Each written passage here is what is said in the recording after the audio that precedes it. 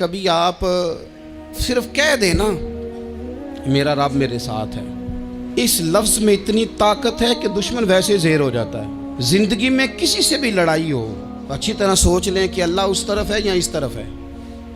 اگر آپ زیادتی پہ ہیں تو پھر رب مظلوم کی جانب ہے۔ اگر اللہ کی مدد آپ کے ساتھ ہے تو دنیا کی کوئی طاقت آپ کو گرا نہیں سکتی، اور اگر آپ مظلوم کے مقابلے میں ظالم بن کے آپ کھڑے ہو گئے ہیں اور آپ نے رویہ وہ اختیار کیا ہے کہ جس میں مدد نہیں آئے گی، تو پھر یاد رکھ لیں کہ آپ کوئی بھی ہیں، کہاں بھی ہیں، آپ کمزور ہیں۔ طاقتور تھے ابتدائے اسلام میں، ظاہری طاقت تھی کفار مکہ کے پاس، وہ ڈنڈوں سے مارتے تھے غریبوں کو، ان کے ہاتھوں میں ڈنڈے تھے، پر خدائی طاقت ان مظلوموں کے ساتھ تھی۔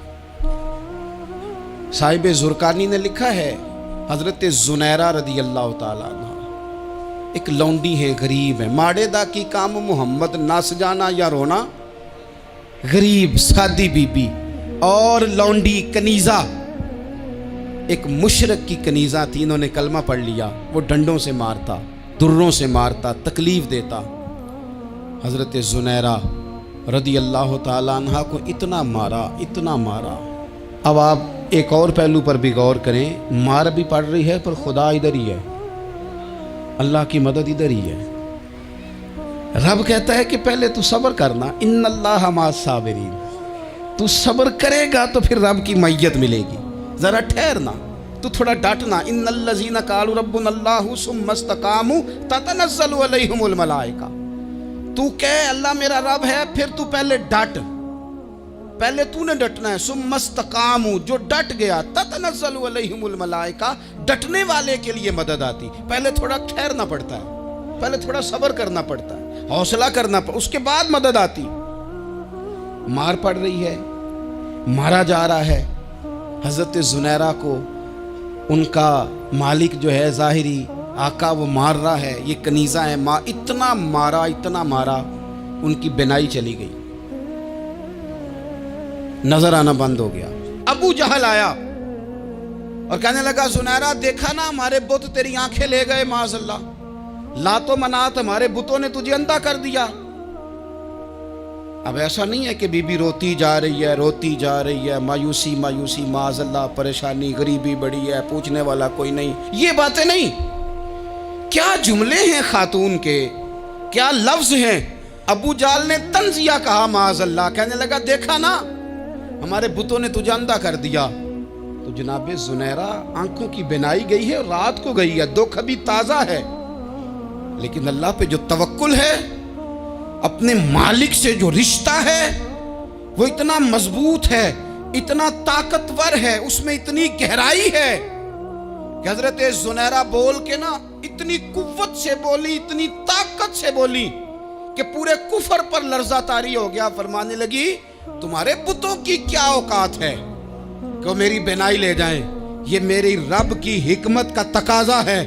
جب تک اس نے چاہا زنیرہ دیکھتی رہی، اور جب اس نے چاہا زنیرہ کی آنکھوں کی بینائی چلی گئی، اور اگر وہ چاہے گا نا تو بینائی واپس بھی کر دے گا۔ اگر ہو ذوق یقین پیدا تو کٹ جاتی ہیں زنجیریں، اگر وہ چاہے گا تو بینائی آ بھی جائے گی۔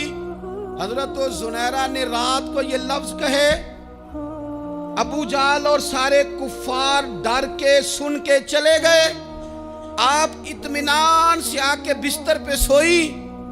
جب سویرے اٹھی تو اللہ نے آنکھوں کی روشنی واپس کر دی تھی، آنکھوں کی۔ اب چھڑی پکڑی ہے، بازاروں میں گھومتی ہے، کہتی ہیں بلاؤ کدھر ہے تمہارے نات و منات، دیکھو میرے رب نے روشنی واپس کر دی، آ کر میرے ساتھ ادھر آ، ستمگر ہنر آزمائیں، تو تیر آزما ہم جگر آزمائیں۔ بیمار لوگوں یاد رکھو، کہہ دیا ڈاکٹر نے کہ تو بڑا بیمار ہے، تو بڑا کمزور ہے، یہ ہو گیا وہ ہو گیا، تو ڈاکٹر اپنے علم کے مطابق بات کر رہا ہے، ہوگا تو وہ جو میرا رب چاہے گا۔ کمزور ہو جانا، پریشان ہو جانا، تکلیف میں آ جانا، پتہ نہیں بات ہو گئی ہے تو جانے کیا ہو جائے گا۔ اپنی زندگی کے اندر اپنے رب سے رشتہ مضبوط کریں، رسول کائنات سے رشتہ مضبوط کریں، اللہ والوں سے رشتہ مضبوط کریں۔